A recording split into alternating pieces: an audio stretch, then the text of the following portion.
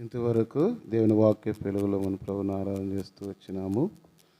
తిరిగి ప్రభు శరీరానికి రక్తానికి సాదృశ్యమైన ప్రభు యొక్క బలలో పాలు పొందినట్లుగా దేవుని వాక్యంలోని కొన్ని సంగతులు మనం సరిచూసుకున్న వారమై యోగ్యమైన విధానంలో ప్రభు యొక్క బలలో పాల్పొందుతూ వస్తాం.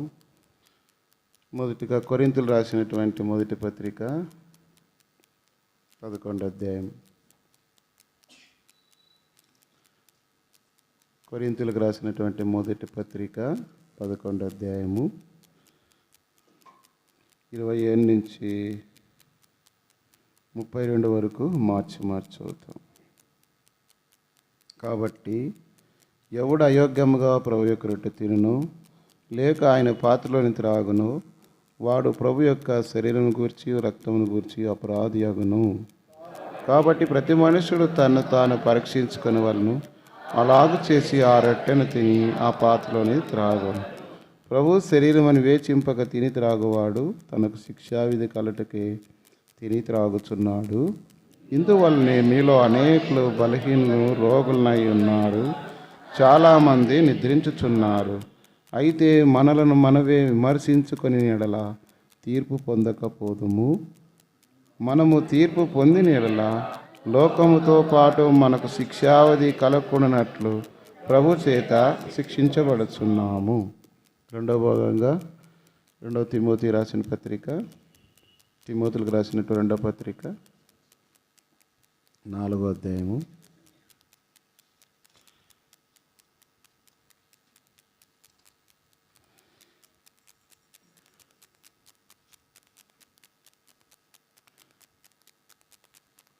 10వ వచనం అందరు కలిపి చదువుకుంటాం.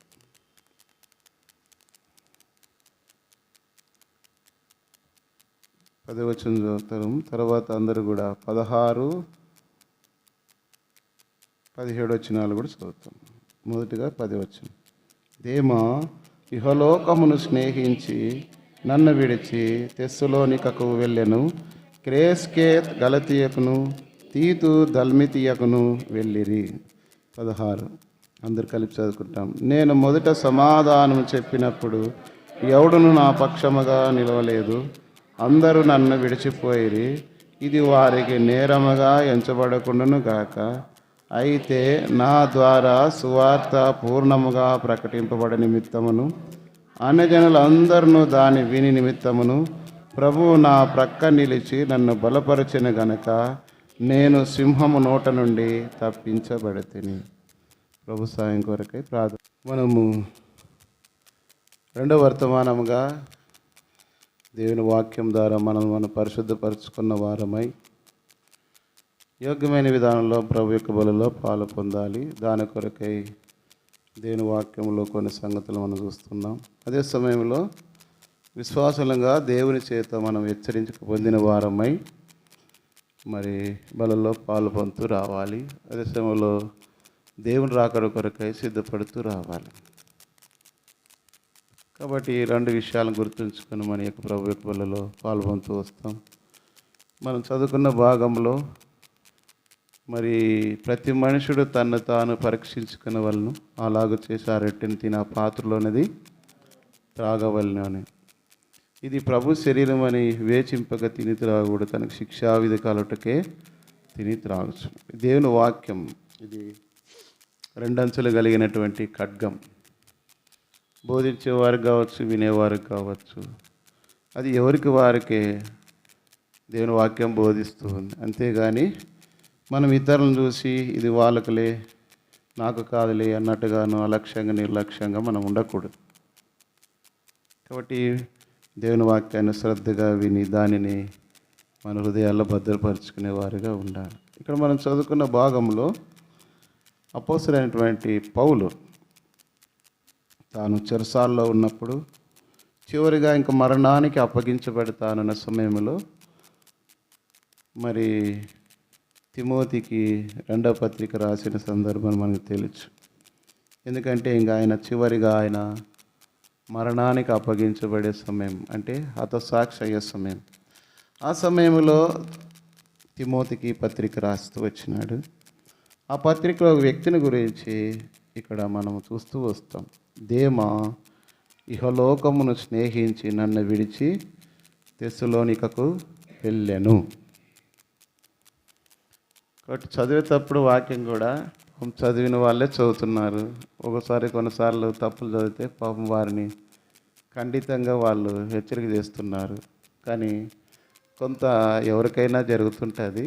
అయితే మీరు కూడా అంత స్పష్టంగా నిదానంగా తొందరపడి అదేం ఎవరు మార్కులు వేసేది కాదు, మెచ్చుకొని బహుమానాలు ఇచ్చేది కాదు. కాబట్టి నిదానంగా చదవండి. తర్వాత చదివే వాళ్ళు కూడా ఒకరికే వదిలిపెట్టి మిగతా వాళ్ళు అలాగే కూర్చోవద్దు. చదువు వచ్చిన వాళ్ళు కొంచెం చదవడానికి ప్రయత్నం చేయండి. నేనైతే తప్పులు పోయినా కూడా సరి చేసుకుంటాను, ఏమంత ఇబ్బంది ఏం కాదు. ఎందుకంటే నాకే రాదు సరిగ్గా చదివే, కాబట్టి నేను మీతో పోల్చుకున్నప్పుడు మీరే బెటర్ అన్నమాట. నాకు కూడా అంత పదాలు స్పష్టంగా పలికేదానికి దేవుడు నాకు ఇవ్వలేదు. కానీ ఏదేమైనా నేనైతే అన్నీ అడ్జస్ట్ చేసుకుంటాను. కాబట్టి చదవడానికి ఇబ్బంది పడద్దండి, చదవండి, తప్పులేదులే. సరే, ఇక్కడ దేమా యేసు ప్రభు వదిలి ఈ లోకానికి, అంటే పౌలును వదిలి ఈ లోకంలోనికి తిరిగి వెళ్ళిపోయినట్టుగా ఇక్కడ రాయబడింది. పౌలు 2వ మిషనరీ యాత్రలో రక్షించబడినటువంటి ఈ దేమా ఆయనతో పాటు దాదాపుగా 6 సంవత్సరాలుగా మరి దేవుని సేవలో ఉంటూ వచ్చినాడు. పౌలుతో కలిసి దేవుని పరిచయం చేశాడు. అదే సమయంలో ఆయనతో పాటు చెరసాల్లో కూడా ఉన్నట్టుగా దేవుని వాక్యంలో రాయబడుతూ వచ్చింది. చదవండి, ఫిలోమోను పత్రిక 1:24. ఫిలోమోను పత్రిక 1:20. క్రీస్తు యేసునందు నా తోడి ఖైదీ అయిన ఎపఫ్రా, నా జత పని వారైన మార్కు, అరిస్తార్కు, దేమా. ఇప్పుడు దేమా ఎక్కడున్నాడు అంటే చెరసాల్లో నుండి ఫిలోమోను పత్రిక రాశాడు. చెరసాల్లో కూడా పౌలుతో ఉన్నాడు. అంటే దేవుని కొరకై తను కూడా ఎంతో త్యాగం కలిగినటువంటి వ్యక్తి. ఇంకొక మాట కూడా ఇతనికి రాయబడి చూడండి, కొలస్సీ పత్రిక 4:11లో కూడా ఇక్కడ దేమా ఉన్నట్టుగా మనం చూస్తూ వస్తాం. 4:11.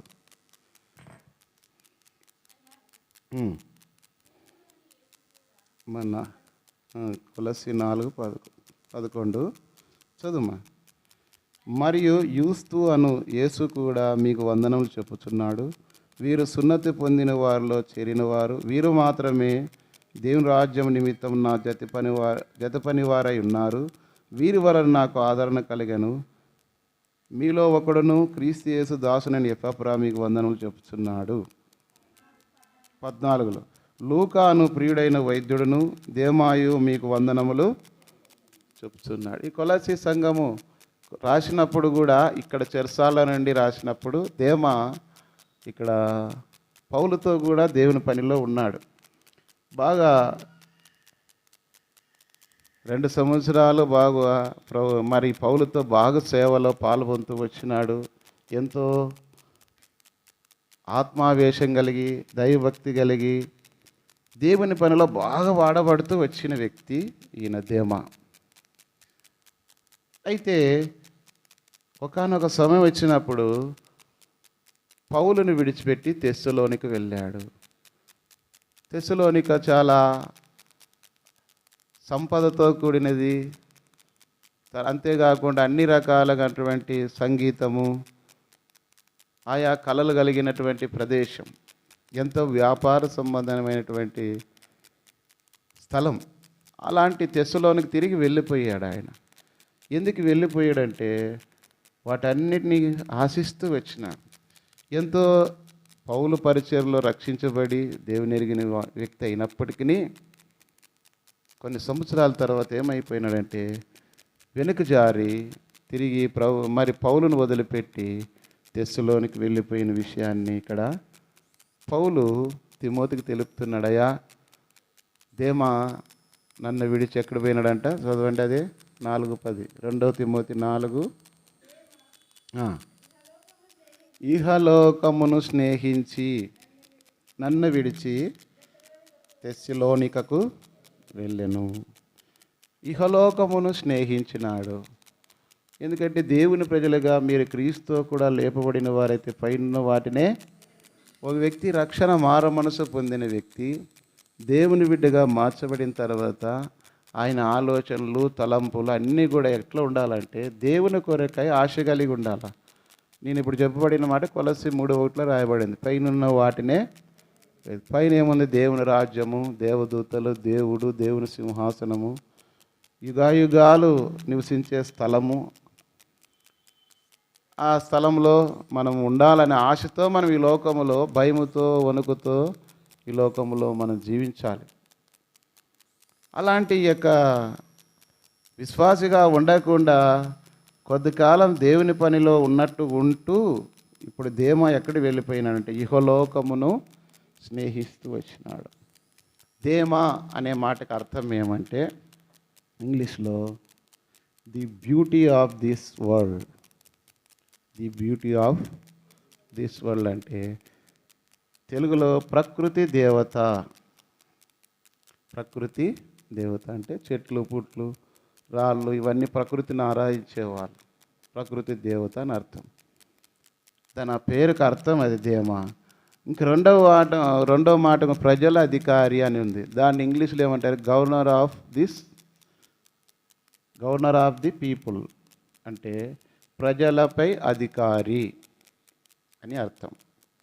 ఈ రెండు అర్థాలు కలిగినటువంటి వ్యక్తి ఈ యొక్క దేమా కాలానుగుణంగా ఏమైపోయిందంటే తనకున్నటువంటి కార్యారంభము కంటే కార్యాంతం మేలని ప్రసంగి 7వ అధ్యాయంలో ఒక మాట రాయబడుతూ వచ్చింది. ఆరంభంలో బాగా రక్షణ పొందిన తర్వాత పౌలుతో వెంబడించినాడు. అనేక స్థలాల్లో దేవుని పరిచర్య చేస్తూ వచ్చిన ఆత్మావేశం గల అనేకమైన ఆత్మల ప్రయాస కొరకై అన్నీ వదులుకున్నాడు. దేవుని పని ఆత్మల పంట కొరకై ఎంతో ప్రయాసపడ్డాడు, ఆసక్తి చూపాడు. అన్ని విషయాల్లో ఎంతో ప్రయాసపడుతూ వచ్చినాడు. అపోస్తలుడైనటువంటి పౌలుతో కూడా కొన్ని శ్రమలను కూడా అనుభవిస్తూ వచ్చినాడు. అనేకమైన ప్రమాదాలను కూడా ఎదుర్కొన్నాడు. ప్రమాదం అంటే ఇప్పుడు మనం చూసినప్పుడు పౌలుతో కూడా చెరసాల్లో ఉండడానికి ఇష్టపడిన వ్యక్తి. అలాంటి వ్యక్తి ఇప్పుడు ఏమైపోయినాడంటే పౌలుని చెరసాల్లో పట్టుకోగానే వేయబడితేనే ఇక్కడ ఇహలోకమును స్నేహించి ఎక్కడ వెళ్ళిపోయినాడంట? తెస్సలోనికకు వెళ్ళిపోయాడు. ఇప్పుడు పౌలు పరిస్థితి ఎంతో దీనమైన స్థితి. చివరి దశలో ఉన్నాడు. మరి వృద్ధాపంలో ఉన్నాడు. చెరసాల్లో వేశారు. అలాంటి సమయంలో అతనికి దిక్కు ఎవరంటే ఎవరైతే తనకు ప్రయాసపడి సంపాదించి ఆత్మల దేవుని బిడ్డలుగా కనుగొన్నాడో ఆ వ్యక్తులే వారి కొరకై జీవించాలి. వారి కొరకు వారితో పాటు కలిసి ఆదరణ కలిగించే వారిగా ఉండాలి. అందుకే తీతుని గురించి రాయబడి తీతు రాక వల్ల నాకు ఆదరణ కలిగించానని కొరింథీ పత్రికలు రాయబడింది. కాబట్టి మీరు నిలిచినట్లయిన అదే మా కిరీటం అని తెస్సలోనికీయులకు కూడా రాస్తూ వస్తాం. ఎంతో ప్రయాసపడి దేవుని పరిచర్లో రక్షించబడిన వ్యక్తులు దేవుని కొరకై సాక్షులుగా సంఘాలలో దేవుని పరిచారకులుగా విశ్వాసులుగా ఆ స్థలంలో నిలిచి ఉన్నారంటే అదే కిరీటము అని దేవుని వాక్యం రాయబడుతూ వచ్చి సండే స్కూల్లో అప్పుడు చెప్పేవాళ్ళు విబిఎస్లో మీరు దేవుని యొక్క పనిలో వాడబడే వాళ్ళు మీరు ఎన్ని ఆత్మలు అయితే రక్షించడానికి కారకులుగా అంటే ప్రయత్నం చేసి ఎన్ని ఆత్మలు దేవునికి నడిపిస్తారో వారి యొక్క కిరీటంలో ఒక్కొక్కరు ఆత్మకు గుర్తుగా ఒక్కొక్క వజ్రము పొదిగించబడుతుంది అని చెప్తూ వచ్చారు. కాబట్టి దేవుని పిల్లలకు ఎందుకంటే ఒక్క పాపి మార మనసు పొందుట పరలోకంలో గొప్ప సంతోషం. ఆ దినాల్లో ఒకవేళ పిల్లలు కదా ఏమవుతుంది అనుకోవద్దని మనకు తెలుసు. సిరియా దేశం నయమాను లాంటి వ్యక్తికి దేవుని సువార్త ప్రకటించింది ఇశ్రాయేలు చిన్నది. కాబట్టి దేవుని పిల్లలుగా మనము ఎప్పుడైతే దేవుని ఎరిగిన నాటి నుండి పాలాంక్ష చరిత్ర కూడా చూసినప్పుడు ఒక పాప మరి దేవుని వాక్యం చెప్పుట ద్వారా ఆయన విశ్వాసం ఉంచి బైబిల్ గ్రంథం ఇవుట ద్వారా చదివి గొప్ప దైవసేవకుడుగా అతడు ఎంచబడుతూ వచ్చింది. కాబట్టి చిన్నవే మనుషుల దృష్టిలో చిన్నవే కానీ గొప్ప కార్యాలు. మరి యేసుప్రభు ప్రసంగం వినే సమయంలో ఓ చిన్న బాలుడు 5 రొట్టెలు 2 చిన్న చేపలు తెచ్చుకున్నాడు. కానీ ఏమైపోయింది, ఆ చిన్నపిల్ల వాని యొక్క 5 రొట్టెలు 2 చేపలు దీవించుట చేత అనేకులకి ఏమవుతూ వచ్చింది, ఆహారం పంచిపెట్టడానికి కారకుడు అవుతూ వచ్చినాడు. కాబట్టి మరి దేవుని యొక్క పనిలో చిన్నవాళ్ళు పెద్దవాళ్ళు అని లేదు, కొత్తగా రక్షణ పొందిన వారు పాత వాళ్ళనేం కాదు, నాకు రాదు అనుకోకూడదు. దేవుని పని కొరక ఎవరైనా సరే భారం కలిగి ప్రయాసపడి ప్రార్థన చేస్తూ వచ్చినప్పుడు దేవుడే మార్గం ఏర్పాటు చేస్తారు. కొంతమంది ఏమంటారంటే మాకు చదువు రాదు కదా అంటారు. చదువు రాకపోతే డబ్బులు ఎంచుకుంటారు, వడ్డీ ఎంత అయిందో తెలుస్తారు, ఎంత కట్టాలా ఎంత తీసుకోవాలా ఎవరికి ఏం చేయాలో అన్నీ తెలుసు. ఎవరేం 10 రూపాయలు ఎక్కువ కూడా ఇరు చదువు రాకపోతే. కానీ సాకులు అన్నమాట అవి, చదువు రాదనేదాన్ని. ఆత్మీయ జీవితానికి చదువుకి సంబంధం లేదు. పేతురు ప్రసంగించినప్పుడు చదువు లేని వ్యక్తి, చేపలు పట్టుకునే వ్యక్తి, మరి వేలకు రక్షణ పొందుతూ వచ్చిన దేవుని ఆత్మ కలిగి మనము దేవుని పనిలో కొనసాగుతూ వచ్చినప్పుడు మరి మనకు తెలుసు యేసన్న గారు నేను 6వ తరగతే చదువుకుందన్నాడు. కానీ 6వ తరగతి చదువుకున్నా కూడా ప్రపంచ దేశాలన్నింటిలో కూడా దేవుని యొక్క సువార్త ప్రకటిస్తూ వచ్చినాడు. ఎన్నో ఆత్మలు వాటి ద్వారా సంఘాలు స్థాపిస్తూ పడుతూ ఈనాటికి ఆయన సాక్ష్యం నిలిచింది. కాబట్టి నీకు చేయాలని ఆశ ఉన్నట్లయితే ఖచ్చితంగా దేవుడు ఆశగల ప్రాణాన్ని ఏం చేస్తూ వస్తాడు, తృప్తిపరుస్తూ వస్తాడు. దేమాకు ఆరంభంలో బాగుంది, రక్షణ పొందిన తర్వాత పౌలుని వెంబడిస్తున్నాడు, దేవుని సువార్త ప్రకటిస్తున్నాడు, దేవుని పరిచర్య చేస్తున్నాడు. అనేక చోట్ల ఒకవేళ పౌలుతో పాటు తిరిగినప్పుడు కొన్ని స్థలాల్లో దెబ్బలు తిన్నాడు, కొన్ని ప్రమాదాలు ఎదుర్కొన్నాడు. ఎట్లా అంటే అన్ని విషయాల్లో పౌలుతో పాటుగా పరిచర్య చేసినటువంటి వ్యక్తి ఒకానొక సమయంలో పౌలును చెరసాల్లో వేయగానే బంధించబడగానే ఉదయం కాగానే అతడు నరికివేయబడతాడు, హతసాక్షి అవుతాడు. అలాంటి సమయంలో ఏమైపోయినాడంటే ఈ దేమ ఇహలోకమును స్నేహించి ఎక్కడ వెళ్ళిపోయినాడంట, తెస్సులోనికి మధ్యలో వెళ్ళిపోయినాడంట. ఇంకా నేను ఉండనయ్యా, నాకు ఇది కావాలి అది కావాలని. ఈనాడు చాలామంది విశ్వాసులు ఆరంభంలోన ఎట్లుంటారంటే వాళ్ళని ఇంకా పట్టడానికి లేదన్నంత ఆనందం సంతోషంలో ఉంటారు. కొంతమందికి పెళ్ళి చేసే వరకు ఒక భక్తి ఉంటుంది, పెళ్ళి అయిన తర్వాత ఒక భక్తి ఉంటుంది. కొంతమందికి ఉద్యోగాలు వచ్చే వరకు ఒక భక్తి ఉంటుంది, ఉద్యోగాలు వచ్చిన తర్వాత ఇంకొక భక్తి ఉంటుంది. కొంతమందికి ఆస్తి లేనప్పుడు కష్టాలు శ్రమలు బాధలు ఉన్నప్పుడు ఒక భక్తి ఉంటుంది. అన్నీ రాగానే ఆ భక్తి ఏమైపోతుంది అంటే చల్లారిపోతుంది. కానీ క్రైస్తవ జీవితము దేవుని బిడ్డల యొక్క విశ్వాస జీవితం అలాంటిది కాదు. ఏవైనా సరే ఉన్నవైనా రానున్నవైనా ఉన్నా లేకపోయినా అన్నిటిలో ఏముండాలంటే దేవుని గణపరిచే స్థితి మనలో ఉండాలి. అంతం వరకు ప్రభు కొరకు నిలబడేవారుగా మనము అంతం వరకు సహించిన వాడే రక్షించబడుతూ వస్తారు. అంతవరకు మనం నిలిచి ఉండాల. అంతం వరకు అంటే ఒకవేళ మనం ఈ లోకంలో నుండి వెళ్ళిపోవచ్చు, లేదంటే ప్రభు రావచ్చు. అంతవరకు మనము నిలిచి ఉండాలి. అది క్రైస్తవ జీవితం. అంతేగాని కొద్ది కాలం ఉండి కొద్ది కాలం భక్తి కనపడే తర్వాత వదిలిపెట్టుకునేది కాదు ఇది. ఒక వ్యక్తి ఆత్మీయ జీవితంలో దేవునికి అతడు ఎట్లయితే దేమా ఇహలోకమును స్నేహించి తెస్సలోనికకు వెళ్ళినాడు, అతని జీవిత పతనాన్ని గురించి మనం జ్ఞాపం చేసుకుంటే ఒక ఆత్మీయమైనటువంటి వ్యక్తి దేవుని బిడ్డలు దేవుని వదిలిపెట్టి మరొక విధానంలోనికి వారు తొలగిపోతూ వచ్చినారంటే ఆత్మీయ జీవితంలో చల్లారిపోతూ ఉన్నారు, దేవునికి దూరం అయిపోతున్నారు, వారు ఆత్మీయమైన విషయాలు ఆసక్తి లేని వారుగా ఉంటున్నారనే దానికి కొన్ని విషయాలు మనం చూస్తూ వస్తాం. దేమా జీవితంలో ఈ దేమా ఇహలోకమును స్నేహించి పోవడానికి కారణం ఏమంటే పౌలును వదిలిపెట్టి కొన్ని సంగతులు అతని జీవితంలో మనం చూస్తూ వచ్చినప్పుడు మొట్టమొదటిగా లోకము పట్ల ప్రేమ ఉంది అతనికి. మొదటిది ఇహలోకమును స్నేహించడం అంటే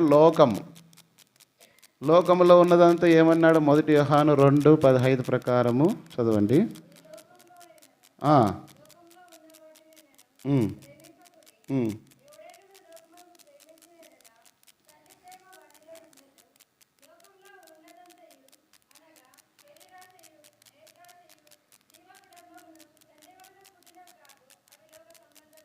కాబట్టి లోక సంబంధమైన జీవితం, లోకపు ప్రేమ అతనిలో ఉంది.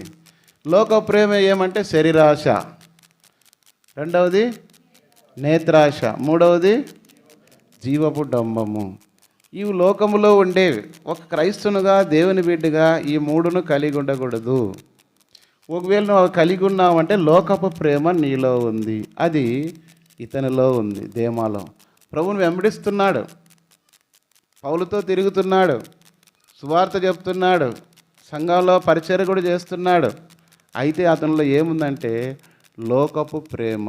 చాలామంది విశ్వాసులు ఎట్లుంటారంటే దేవుని ఇంటికి వచ్చినట్లే ఉంటారు, అన్నిట్లో పాల్గొంటూ ఉంటారు, లోకపు ఆకర్షణలో పడిపోయి వెనుదిరిగిపోతూ ఉంటారు. కారణం ఏమంటే వాళ్ళలో ఏముందంటే లోకపు ప్రేమ. అదే 19 వచ్చిన చదవండి, 1 యోహాను 2:19 కూడా ఇంకో మాట.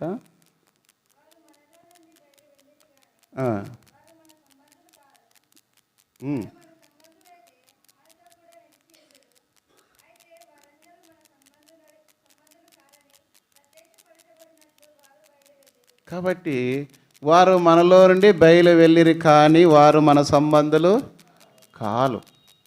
ఇప్పుడు ఉదాహరణకి మీకు ఇది అర్థం కావడానికి, ఒక వ్యక్తి దేవుని సహవాసమును, లోక ప్రేమను ఎట్లా ప్రేమిస్తున్నాడు అనే రుజువు ఏమంటే బైబిల్ గ్రంథముల ఆధారాన్ని చూసుకుంటే, అబ్రహామును దేవుడు పిలిచినప్పుడు అబ్రహాముతో పాటు లోతు వచ్చినాడు. లోతు వస్తున్నాడు, అబ్రహాముతో కూడా వెంబడిస్తూ ఉన్నాడు. ఒకానొక సమయం వచ్చింది, అబ్రహామును బట్టి దేవుడు ఆశీర్వదిస్తూ వచ్చినాడు, సంపదలన్నీ విస్తరిస్తూ వచ్చినాయి. అయితే వాళ్ళ పశువుల కాపరులకు, అబ్రహాం పశువుల కాపరులకు, లోతు పశువుల కాపరులకు కలహం కలిగింది. ఇది ఆదికాండం 13వ అధ్యాయంలో ఉంది. కలహం కలిగిన తర్వాత వచ్చినారు. ఎందుకయ్యా మీరు కలహం పెట్టుకున్నారంటే కొట్లాడారని చెప్తే వాళ్ళు చెప్పినారు. అప్పుడు అబ్రహాము దేవుని చేత పిలువబడిన సంబంధి కాబట్టి లోతుతో అన్నాడు, అయ్యా మనం ఇద్దరం బంధువులం కనుక నువ్వు కుడి వైపు వెళ్తే నీ ఎడమ వైపు వెళ్తా నువ్వు అని తీర్మానం చేసుకొని, అంటే లోతు సొదొమ వైపు చూస్తూ వచ్చినప్పుడు అది ఏదైనా తోట వల్లే ఉంది. అప్పుడు లోతు అనాలి, అయ్యా లేదే వాళ్ళు ఎవరో వాళ్ళ పని వాళ్ళు కొట్లాడితే మనకేం సంబంధము, మనము రక్త సంబంధము, తర్వాత నిన్ను బట్టే కదా దేవుని బట్టి నాకు ఈ రకంగా వచ్చాను కాబట్టి అని అబ్రహాముతో లోతు అనిండాల్సింది. కానీ అని వెంటనే ఏమైపోయింది, లోతు కనులు సొదొమ వైపు చూస్తూ వచ్చినప్పుడు అది ఏదైనా తోట వల్లే ఉందని చెప్పేసి, ఇక్కడ నేను బాగా సంపాదించుకోవచ్చు, లేదంటే ఇక్కడ నేను బాగా స్థిరపడవచ్చు, అబ్రహాము అంటే నేను గొప్పవాడిగా కావచ్చు అనేటువంటి ఆశ, లోకాశ తనలో ఉంది. సొదొమ పట్టణాన్ని ఆశించినాడు, వెళ్ళాడు, అక్కడ తన కాపురం ఉన్నాడు, అక్కడ ఉన్న వాళ్ళతోనే తన కూతుర్లు కూడా వివాహం చేయాలని నిర్ణయం చేసుకున్నాడు. చివరికి ఏమైపోయిందో మనకు తెలుసు. అంటే దేవుని విడిచి మన జీవితంలో వెళ్ళినప్పుడు మనకు క్షేమం కలుగుతున్నట్లు కనపడుతుంది. మనం ఏమనుకుంటామంటే మనకు మేలు కలుగుతుంది, సంపద కలుగుతుంది, అన్ని రకాలు నేను బాగున్నాను అనేటువంటి ఆలోచనలో సాధారణ భ్రమ పెడుతూ వస్తాడు. ఈ స్వభావం ఎలాదంటే మత్తయి సువార్త 13వ అధ్యాయం 22వ వచనంలో చదవండి. మత్తయి సువార్త 13:22. ముండ్ల పొదలలో పడిన విత్తనములు ఏవనగా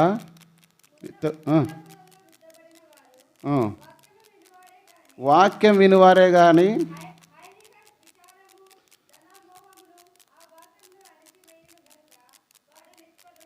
కాబట్టి ఈ ముండ్ల పొదల్లో పడిన విత్తనాలు కలిగిన వారు ఎవరంటే, అలాంటి వారు ఎవరని ప్రభు ఉపమానం చెప్పినారంటే, ఒకటి ఐహిక విచారం, అంటే ఈ లోక విచారం. ఈ లోక విచారంలో మనకేం శరీరాశ, నేత్రాశ, అంటే ఏమి తిందమా, ఏమి త్రాగుదమా, ఏమి ధరించుకుందామా, అంటే లోక సంబంధమైన వాటి కొరకు ప్రయాసపడే జీవితం. ఇది లోతులో కలుగుతూ వచ్చింది. ఇది ముండ్ల పొదల్లో పడినటువంటి విత్తనములు కలిగిన స్వభావం కలిగిన మనుషులు, వారిలో దేవుని కార్యము, ఒకవేళ దేవుని వాక్యం విత్తబడినప్పటికీ వారు వింటుంటారు అంతే. మందిరానికి వస్తుంటారు, దేవుని వాక్యం వింటుంటారు, అన్నీ నటిస్తూ ఉంటారు. కానీ ముండ్ల పొదలు అలలో ఉన్న ఏమిటి ఆ ముండ్ల పొదలు అంటే ఐహిక విచారం, అంటే లోక సంబంధమైనటువంటి ఆశలు. అది లోతులో మనం చూస్తూ వస్తాం. రెండోది మోసం, ధనమోహం. మోసం ఉన్నది నా దాంట్లో 22. ధనమోసమును ఆ వాక్యమును, ధనము సంపాదించుకోవడానికంటే ఏ రకంగా అయినా సంపాదించుకొని బతకాల.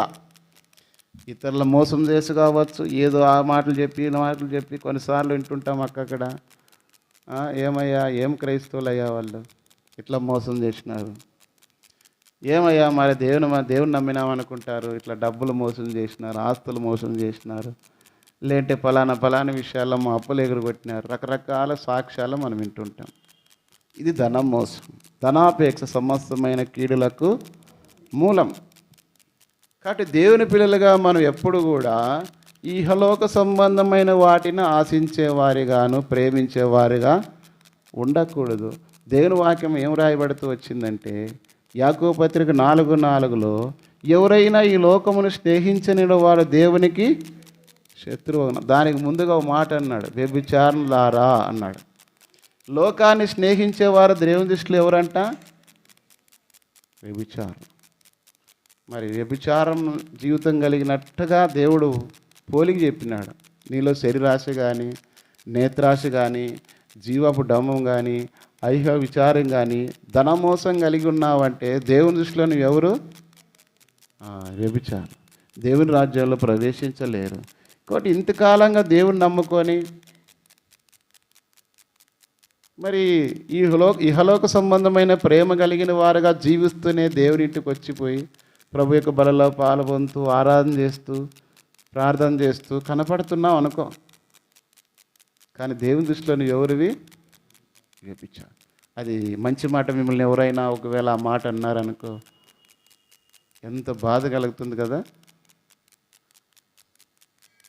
నువ్వు పనికిమాలిన దానివి అని ఒక మాట అన్నావు అనుకో, పనికిరాని వాడు అంటేనే ఎంత బాధ. ఏ విషయంలో పనికిరావు, ఎందుకన్నావు, ఏం చేసినావు, ఓయం దానికి ఇంకా ఆ రోజంతా మొత్తం. కానీ ఇక్కడ దేవుని వాక్యం అంటే ఎవరైతే ఈ లోకమును స్నేహిస్తారో వారు వ్యభిచారులు. లోతు కుటుంబం అట్లా అయిపోయింది. లోకాన్ని స్నేహించినాడు, తన 2 కుమార్తెలు కూడా వ్యభిచారం చేయబడుతూ వచ్చినారు. అక్రమంగా తమ జీవితము చేయబడుతూ వచ్చింది. అక్రమ సంతతి భూమి మీదకి వారు తీసుకొని వచ్చారు. అది దేవుని ప్రజలకు తరతరములకు వారు వ్యతిరేకంగా ఉన్నారు. కాబట్టి మనం చేసే పొరపాట్లు ఇతరుల మీద ప్రభావం పడుతుంది. అంటే రక్షణ మార మనసు పొందిన వ్యక్తి, దేవుని బిడ్డగా ఉండే వ్యక్తి, ప్రభు బలలో పాలు పొందే వ్యక్తి, ప్రభుని ఆరాధించి ప్రభు బలలో పాలు పొందే వ్యక్తి, దేవుని దృష్టిలో ఒకవేళ నువ్వు ఇవి సరి చేసుకోకుండా అలాగే ఒకవేళ పాలు పొందుతూ వచ్చినట్లయితే అది నీకు ఇప్పుడు తెలీదు. రాను ఏమైపోతుందంటే దేవుని దృష్టిలో లోతు కుటుంబం వల్ల నీ కుటుంబం మారిపోయే ప్రమాదం ఉంది. కాబట్టి దేమా ఈ లోకమును స్నేహించిన. కాబట్టి లోకమును స్నేహించే కారణం అతను లోకపు ప్రేమ అతనిలో ఉంది. మనం కూడా రక్షణ మారు మనసు పొందామని చెప్పుకొని లోకపు ప్రేమలు మనలో ప్రేమలు మమకారాలు ఇంకా మనం ఉంచుకున్నట్లయితే, కాబట్టి ఒక ఆయన చెప్తూ వచ్చిన వారు కుటుంబంలో విషయంలో మాట్లాడుతున్నప్పుడు అనా దేవుడు అని చెప్పి ఎంతగా ప్రేమించినా కూడా వారు మమ్మల్ని ప్రేమించట్లేదు అని చెప్తూ వచ్చిన కారణం ఏమంటే వాళ్ళు లోకస్తులు, తల్లిదండ్రులు కానీ ప్రభుని నమ్ముకున్నాడు. దాన్ని బట్టి వారి నుంచి ఎంత ప్రేమ చూపించినా వాళ్ళు ఇతన్ని ప్రేమించరు. సరే ఏదో రకంగా దేవుడు వాళ్ళకి తల్లిదండ్రులకు బాగా లేకుండా జరిగింది, వాళ్ళు తిరిగి వీళ్ళే పరిచర్య చేసినారు. పరిచర్య బాగా అయిన తర్వాత మళ్ళీ వాళ్ళు వీళ్ళని ఏం అవసరం లేదు పని మళ్ళా ఇట్లుంది పరిస్థితి. అంటే ఎట్లుంటుంది అంటే పోరాటంతో కూడిన పని. కాబట్టి ఈనాడు ఎంతోమంది ఎట్లున్నారంటే దేవుని ఎరిగిన తర్వాత దేవుని కొరకై ఎట్లా ఉండాలంటే పోయిన ఆదివారం కూడా అంతకుముందు ఆదివారం అన్న చెప్తూ వచ్చినాడు. ఆదివారంలో రక్త సంబంధులైనా సరే దేవుని కంటే ఎక్కువగా మనము ఎంచుకోకూడదు, ప్రేమించకూడదు. అది ఉండాలి. వాళ్ళు ఏమనుకున్నా పర్వాలేదు. కొన్నిసార్లు ఎట్లుండాలంటే దేవుని కంటే వాళ్ళకి అవకాశం మనం ఇవ్వకూడదు. రక్త సంబంధులు అని చెప్పేసి అన్నిట్లో పనికి మాలిన విషయాల్లో మనం పాల్గొంటే వాళ్ళకంతూ బుద్ధి లేదు, వీళ్ళకైనా బుద్ధి లేదా అంటారా లేదా? ఖచ్చితంగా అంటారు. మనం ఏమనుకుంటామంటే పోకపోతే ఏమనుకుంటారో, చేయకపోతే ఏమనుకుంటారని మనం అనుకుంటాం. అంటే కొన్ని సంగతులు అన్నీ కాదు నేను చెప్పేది, కొన్ని మనము పాలు పొందని ఉంటాయి. సహవాసం కలిగి మళ్ళీ లోకపు ప్రేమ. కాబట్టి దేవుని బిడ్డలుగా మనము ఎట్లయితే ఈ యొక్క దేమ లోకపు స్నేహమును కలిగి ఉన్నాడు, లోకముని ప్రేమించాడు, లోకానికి వెళ్ళి ఒకవేళ నువ్వు కూడా లోకంలో ఉన్నదాన్ని ప్రేమించి దేవుని దృష్టికి వ్యభిచారిగాను, లోతు కుటుంబం వల్లే నీ కుటుంబానికి నువ్వు శాపగ్రస్తమైన జీవితాన్ని తీసుకొచ్చావేమో. అది ఒకవేళ ఉంటే అది తీసేసుకోవాల్సిందిగా ప్రభువులో దేవుని వాక్యం ద్వారా హెచ్చరిక పొందుతుంది. ఇది మొదటి లక్షణం. దేమా ఎందుకు వెనుక వెళ్ళిపోయాడంటే, ఒకటి లోకము ప్రేమ, లోకం పట్ల ఏముంది ఆయనకు? ప్రేమ. లోకముపై ప్రేమ కలిగి ఉన్నాడు. కాబట్టి ఇంకా నువ్వు దేవుని ఎరిగి ఉండి కూడా లోకం పైన లోక సంబంధమైనటువంటి జీవితం కలిగి ఉండాలని ఆశిస్తున్నట్లయితే దేవుని దృష్టిలో నువ్వు వ్యభిచారిగా నిలిచిపోతావు. కాబట్టి దేవుని రాజ్యమును కోల్పోతావు. అంతేకాకుండా అది నీ కుటుంబానికి శాపగ్రస్తమైనదిగా కనబడుతుంది. ఇది మొదటి లక్షణం. దేమా ఈ లోకాన్ని స్నేహించి వెళ్ళిపోవడానికి కారణం అతనిలో ఉన్న గుణ లక్షణాలు మనం చూస్తున్నాం. మొదటిది లోకపు ప్రేమ అతనిలో ఉంది. రెండవది మనం చూసినప్పుడు తీవ్రమైన శ్రమలు హింసలు కలిగినప్పుడు కొన్నిసార్లు దేవుని వదిలిపెట్టి వెళ్ళేవారుగా ఉంటారు, వెనక వైపు తిరుగుతారు. మనం చూసినట్లయితే చూడండి, మత్తయి సువార్త 5వ అధ్యాయము 10, 11, 12 వచనాలు. నా నిమిత్తము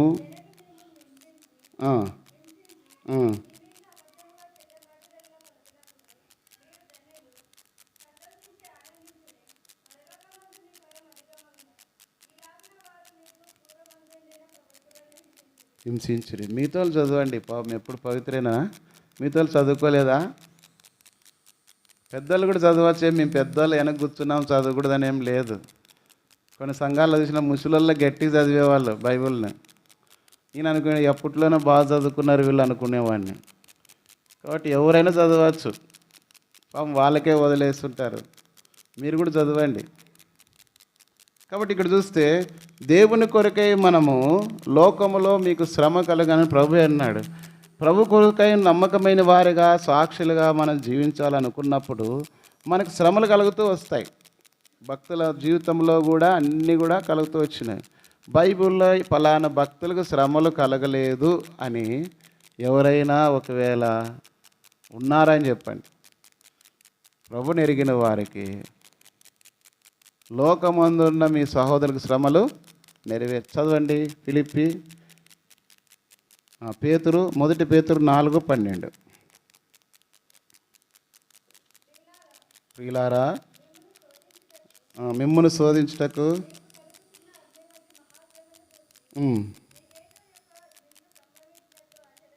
కాబట్టి మీకు కలుగుతున్న అగ్ని వంటి శ్రమలు, అంటే ఆ శ్రమలు ఎట్లుంటాయంటే కాలిపోయినట్లుంటాయి. అది అవమానం కావచ్చు, నింద కావచ్చు, రోగం కావచ్చు, లోకంలో పోరాటం కావచ్చు, దరిద్రత కావచ్చు, ఇంక విశ్వాసిగా నేను నిలబడలేనేమో అనే పరిస్థితి. అగ్ని వంటి మహాశ్రమలు. వాళ్ళు అన్నారు కదా, శద్రక్ మెషక్ అబ్దెనగోలను అగ్నిగుండంలో వేయడానికి పరిస్థితులు ఏర్పడ్డాయి. బహుశా ప్రభువుని నమ్ముకోవడం బట్టి అలాంటి శ్రమలు వస్తాయి. దేవుని నమ్ముకోవడం ద్వారా మనకి ఎన్ని కష్టాల, ఇన్ని పోరాటాల, ఇన్ని అవమానాల, ఇన్ని నిందల, ఇంత పోరాటమా, ఇంత దరిద్రత అని ఎప్పుడైనా మనకు వచ్చిందంటే మన ప్రభు కంటే ఎక్కువైనది ఏమి కూడా లేదు. అందుకే ఇక్కడేమన్నా 13వ వచనంలో క్రీస్తు మహిమ బయలుపరచబడినప్పుడు మీరు మహానందముతో సంతోషించే నిమిత్తము క్రీస్తు శ్రమలలో మీరు పాలువారి ఉన్నంతగా సంతోషించుడి. మనం శ్రమలు పొందుతున్నామంటే దావీదు దేవునికి హృదయానుసారుడే, కానీ దావీదు జీవితంలో శ్రమలు లేవా? ఉన్నాయి. ఒకవైపు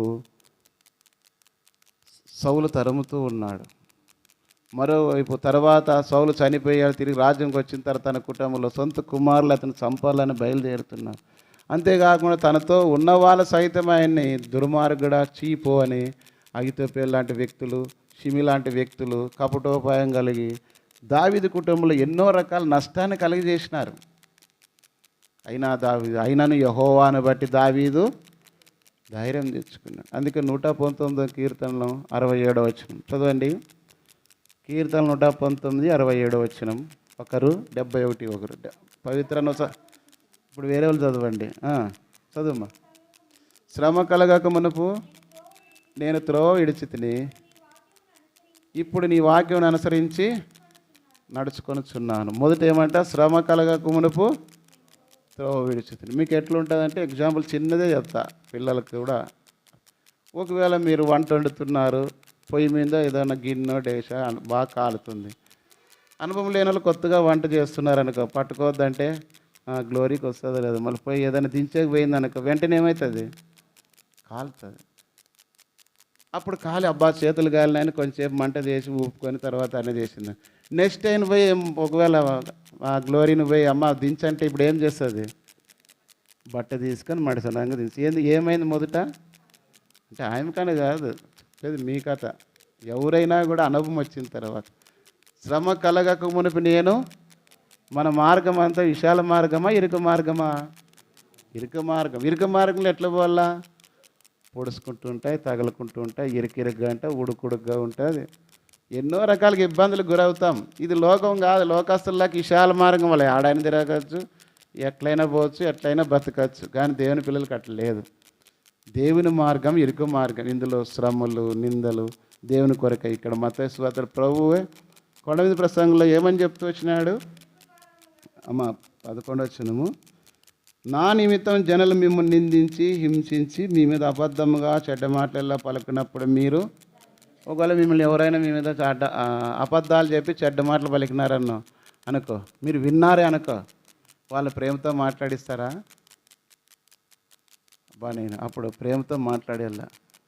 అది దేవుని వాక్యం. అందుకోసం లోకంలో మనకు శ్రమలు కలిగినప్పుడు అయ్యా దేవుని నమ్మకం ద్వారా మేము ఇన్ని కష్టాలు ఇన్ని బాధలు పడుతుంటే మమ్మల్నే అంటారు, మమ్మల్నే అంటారు. రకరకాల మాటలు కూడా మాట్లాడతారు. శ్రమ కలగక మునుపు నేను.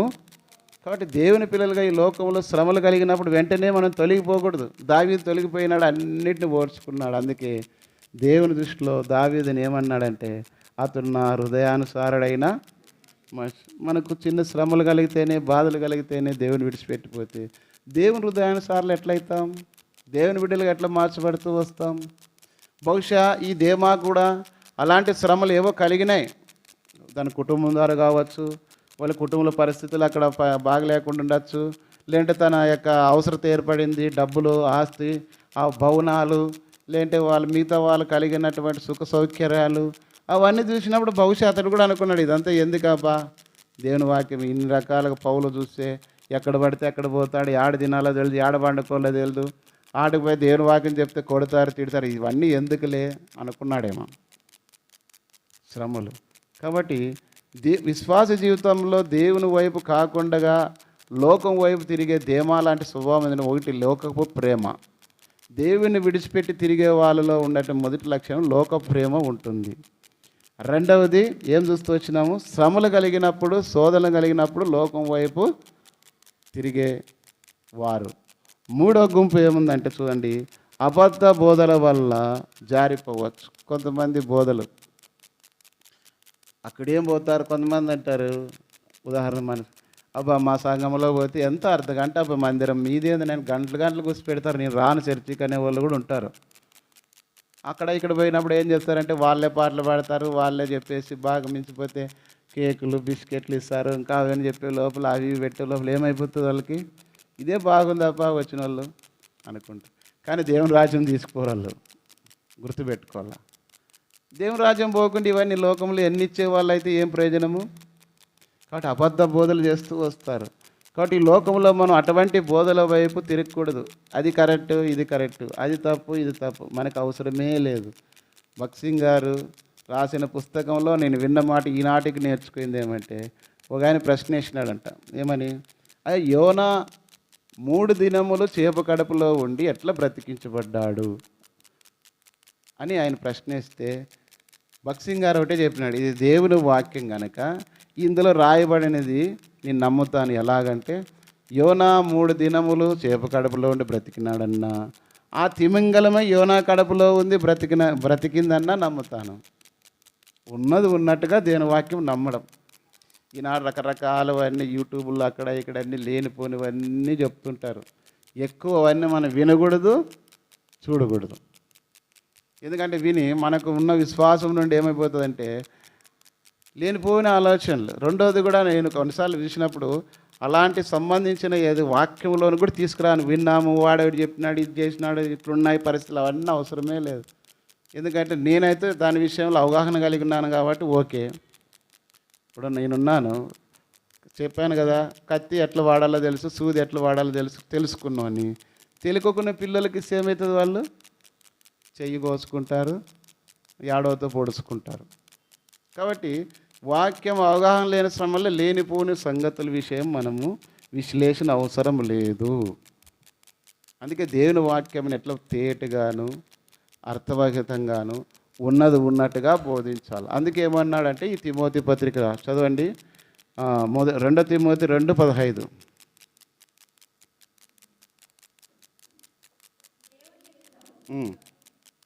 చదువుమా. దేవుని ఎదుట యోగ్యునిగాను సిగ్గుపడనక్కర్లేని పనివానుగాను సత్యవాక్యమును సరిగా ఉపదేశించువానిగాను నిన్ను నీవే దేవునికి కనబరుచుకొనుటకు జాగ్రత్త. కాబట్టి దేవుని వాక్యమును యోగ్యులుగా ఉండాలి. దానికి తగిన యోగ్యమైన విధానంలో.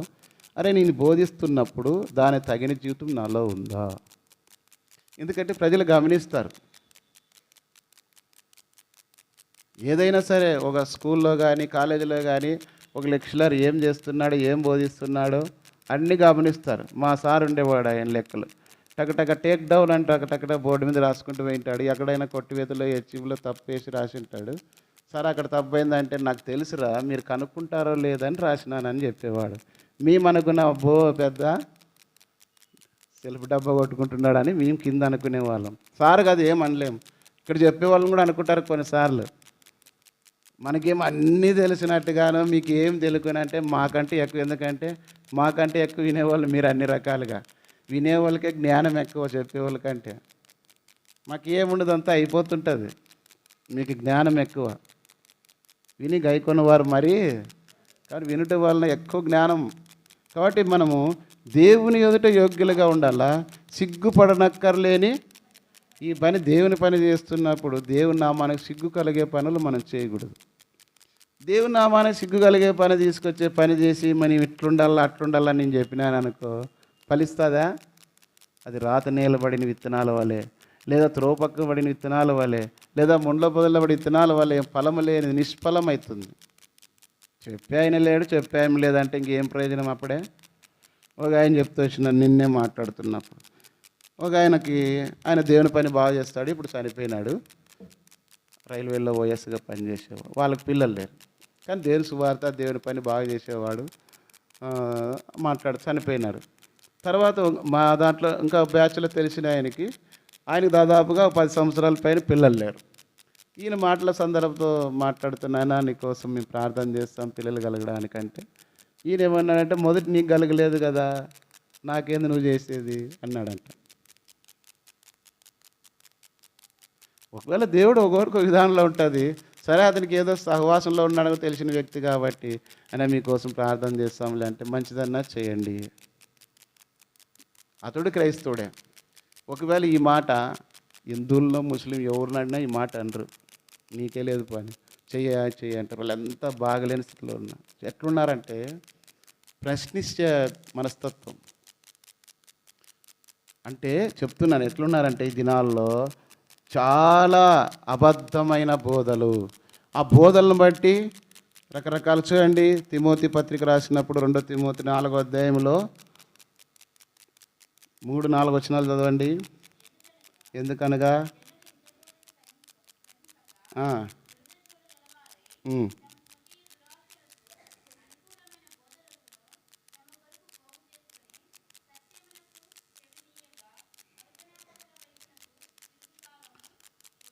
కాబట్టి చివరి దినాలు ఎట్లుంటాయంటే, ఎందుకనగా జనులు హితబోధను హితబోధ అంటే కఠినమైన బోధ. నువ్వు సక్రమంగా ఉండాలి. దేవుని మందిరానికి వచ్చేది దేవుని కొరకే, నువ్వు చెక్కబడేదానికి వచ్చేది. ఒక వస్తువు స్వరూపం రావాలంటే దాన్ని ఎన్ని రకాలుగా చెక్కి, లేదంటే వాళ్ళకి మన బట్ట తీసుకొస్తాము, దానికి మనకి ఇష్టమైన వస్తువుగా కుట్టాలంటే అన్ని కత్తెరలు వేయాలా, అన్నీ గీసి మార్కులు వేసి కటింగ్ చేసి సూదితో అన్ని దారం ఎక్కించి అన్ని గుట్టి అన్నీ చేసి వేసుకున్నప్పుడు బాగుంది నీకు, ఎవరు కుట్రి, ఎంత పడింది, అప్పుడు అడుగుతారు. ఉత్త బట్ట చుట్టుకుంటే ఎవరైనా ఏమో ఉత్త బట్ట తెచ్చుకుంటే ఎవరైనా అడుగుతారా బాగుంది నీకు కప్పుకున్నావని? ఏం వడ్డే తిమ్మకులక్కున్నావు అంటారు. ఇప్పుడు అన్నీ వడ్డే తిమ్మకు జాకెట్లే. వడ్డే తిమ్మకు జాకెట్లు అంటే పెయ్యంతా కనపడేవి. వడ్డే వాళ్ళు అప్పుడు జాకెట్లు వేసుకునేవాళ్ళు కాదంట పాతకాలంలో. ఇప్పుడు కూడా అదే వాళ్ళు. నేను అనుకుని ఇంత డబ్బు ఖర్చు పెట్టి ఇట్లేంటి గుట్టించుకోవాలా, డబ్బులు మిగిలిపోతాయి కదా, వడ్డే తిమ్మకులకు చుట్టుకొని తిరిగితే అయిపోయి కదా అనుకుంటా. నిజం తెలుసా ఎంత అసహ్యం కలుగుతుందో. కానీ నీ పరిశుద్ధతను నువ్వు కాపాడుకో. సరే, మన టాపిక్లో ఏముందంటే, జనులు బోధన ఇట్లా బోధలు విన్నప్పుడు ఏమవుతుందంటే అన్నీ రకరకాల, నన్ను కూడా ఎన్ని రకాలుగా ప్రశ్నలు వస్తుంటాయి, ఎన్ని అనాలనుకుంటారో, ఎన్ని రకాలుగా మనుషులు నాపై అంబులు ఎక్కిపెట్టి ఉంటారో తెలియదు, గన్ను గురి పెట్టుకొని ఉంటారో తెలియదు. అయితే మనం సర్వాంకవచం ఉంది కాబట్టి ఎన్ని తగిలినా మళ్ళీ వెనక్కి వెళ్ళిపోతుంటాం. టంగ్ తగులుతాయి, కింద పడిపోతాయి. బుల్లెట్ ప్రూఫ్ ఉంది మనకి, తగిలినా కూడా లోన్ గుచ్చుకోవు. గుచ్చుకున్నా బీగేసుకొని పోతుంటాం మనం. ఎందుకంటే స్వస్థపరిచి యెహోవాను దేవుడే మన గాయాలు బాగా చేస్తుంటాడు. గుండె చెదిరిన వారిని ఆయన అప్పుడు గుండె చెదిరిపోతుంటుంది మాకు కూడా, కానీ బాగు చేసేవాడు దేవుడే. ఏం ప్రభు అంటే, నిన్నే కాదు నాయన, నన్ను కూడా అంతకంటే ఘోరంగా చంపినారు ఇల్లు అని ప్రభు అంటాడు. నిన్నైనా ఈ మాటకి ఇల్లు బాధపడితే నన్ను ఎంత అవమానపరిచి చంపినారు తెలుసా అంటే, అవును ప్రభు, అవునులే ప్రభు అని 1 పేతురు 2:22 ప్రకారము, 2 పేతురు 2:22 ప్రకారము చదవండి ఆ మాట. 21-22, 2 పేతురు 2:22, 21 అమ్మ చదవమ్మా. క్రీస్తు కూడా తన అడుగు జాడలేదు. 1 పేతురు 2, 22, 21-22 అమ్మా. క్రీస్తు కూడా మీ కొరకు బాధపడి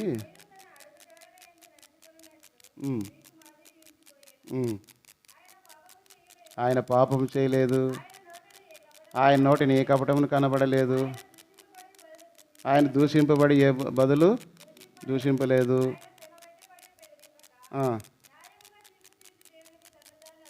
కాబట్టి న్యాయముగా తీర్పు తీర్చు దేవునికి తను తాను. కాబట్టి ఎట్లా దూషింపబడు వారి యొక్క మౌనముగా గొర్రెపిల్ల వల్లే ఆయన ప్రభు ఉన్నాడు.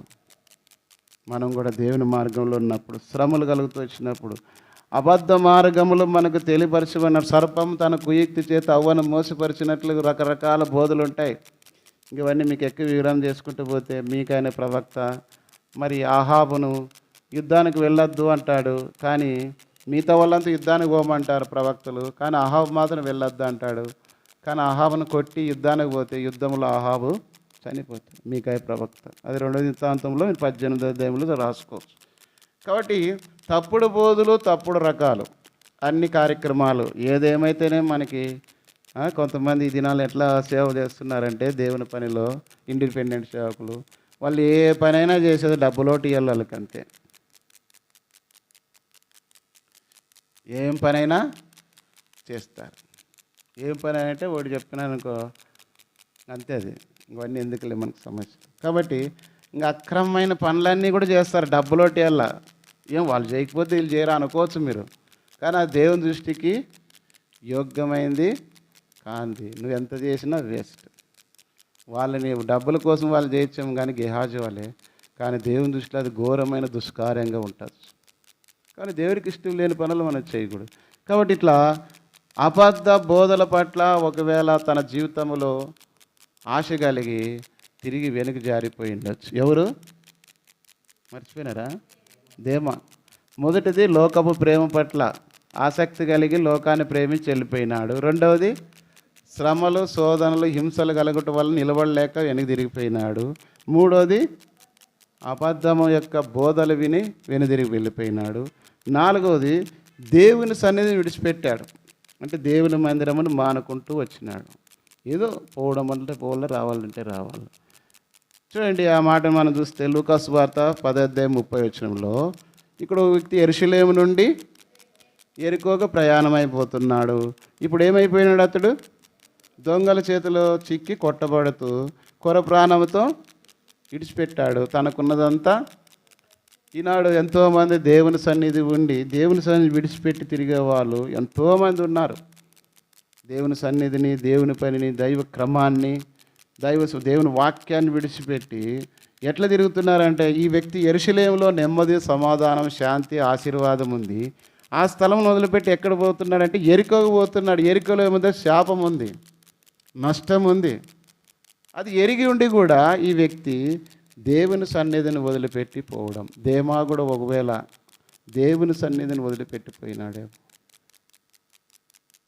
వెనుదిరిగటంలో లక్షణం దేవుని సన్నిధిని మానుకొని విడిచిపెట్టిపోవటం. అందుకే చూడండి మత్తయి సువార్త, లూకా సువార్త 12:47. లూకా సువార్త 12:47. తన యజమానుని చిత్తం ఎరిగియుండు సిగ్గుపడక అతని చిత్తము చొప్పున జరిగింపక ఉండు దాసునికి అనేకమైన దెబ్బలు. దేవుని చిత్తం ఏమి? దేవుని పని చేసేది, దేవుని ఇంట్లో ఉండేది, దేవుని ఇంట్లో కనబెట్టుకొని పని చేసేది, దేవుని కొరకై జీవించి అది చేయకుండగా ఈ వ్యక్తి ఏమైపోతున్నాడంటే యెరూషలేము నుండి యెరికోకి ప్రయాణమై వెళుతున్నాడు. అందుకే ఎబ్రీ గ్రంథకర్త అన్నాడు చూడండి, 10:24. ఎబ్రీ 10:24.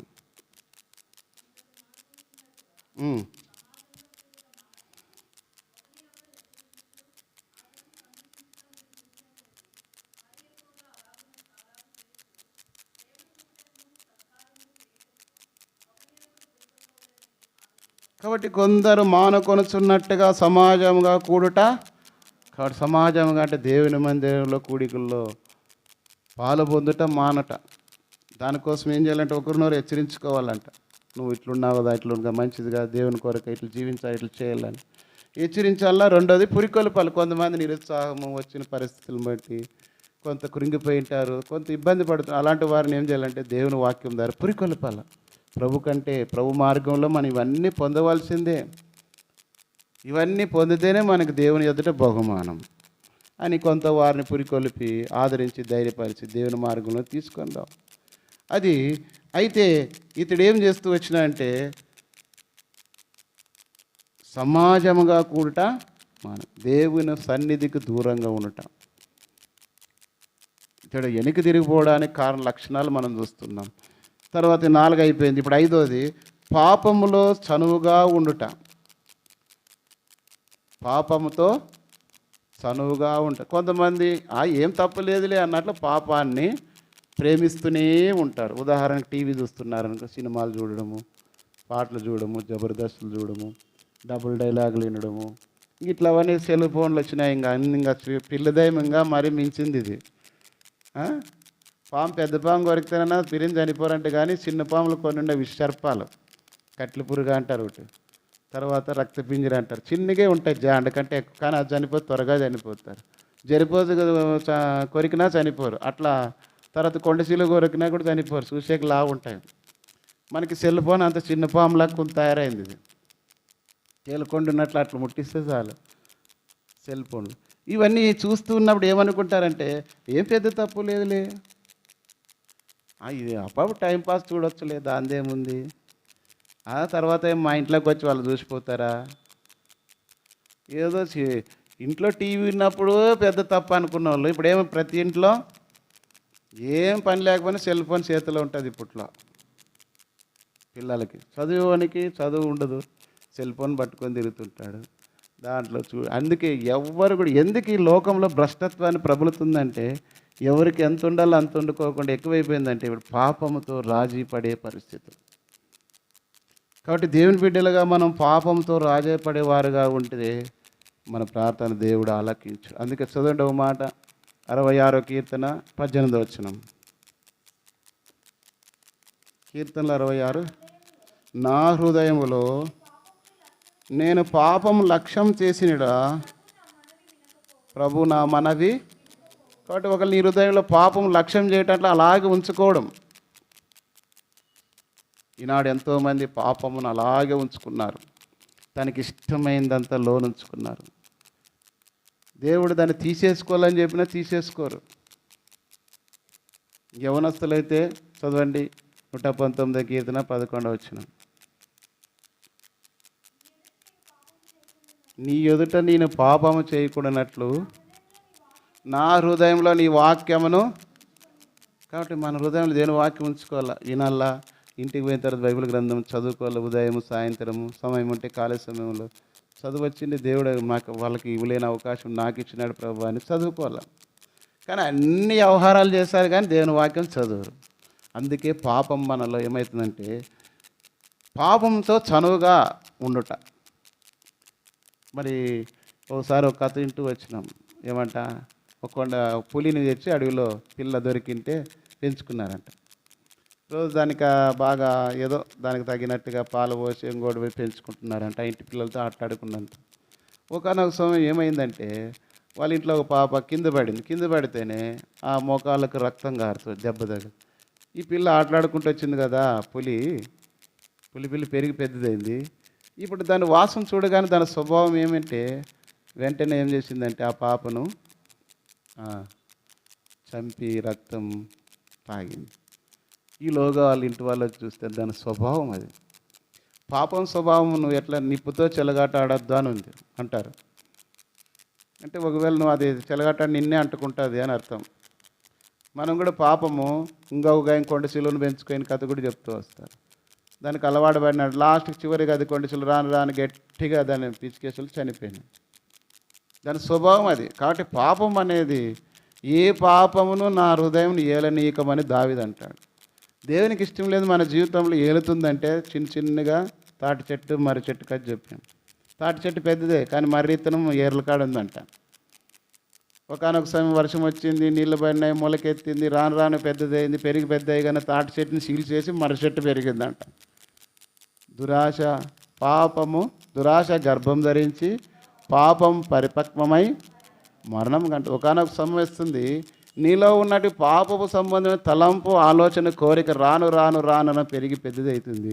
అది కార్యరూపం ధరుస్తుంది. టీవీలో ఇప్పుడు చూస్తున్నాం, భయపడే పరిస్థితులు ఉన్నాయి పిల్లల విషయాల్లో. ఎప్పుడు ఎవరికి ఏం జరుగుతుందో తెలియదు, ఎట్లుంటుందో తెలియదు, ఏం వినాల్సి వస్తుందో తెలియదు.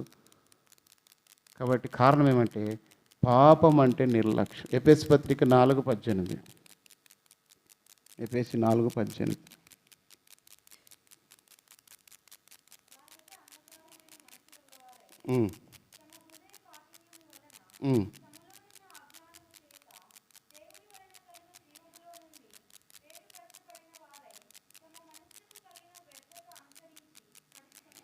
కాబట్టి అంధకార మనసు కలిగిన వారు అజ్ఞానం చేత, తమ హృదయ కాఠిన్యము చేత, తమలో ఉన్న అజ్ఞానం చేత దేవుని వలన జీవంలో ఉండి వేరుపరచబడిన వారై ఏమైపోతున్నారంటే వాళ్ళకి అంధకారం, ఏం తప్పలేదు, ఏం కాదులే, ఎవరు చూడలేదులే అని నిర్లక్ష్యం కలిగే జీవితం. కాబట్టి పాపముతో నువ్వు కలిసి జీవించు. ఏలీ కుమారులు ఉన్నారు, దేవుని సన్నిధిలోనే ఉన్నారు, కానీ పాపం చేయట్లో బహు దుర్మార్గంగా ప్రవర్తించినారంట. సూపర్లేటివ్ డిగ్రీ అంటారు ఇంగ్లీష్లో. దుర్మార్గంగా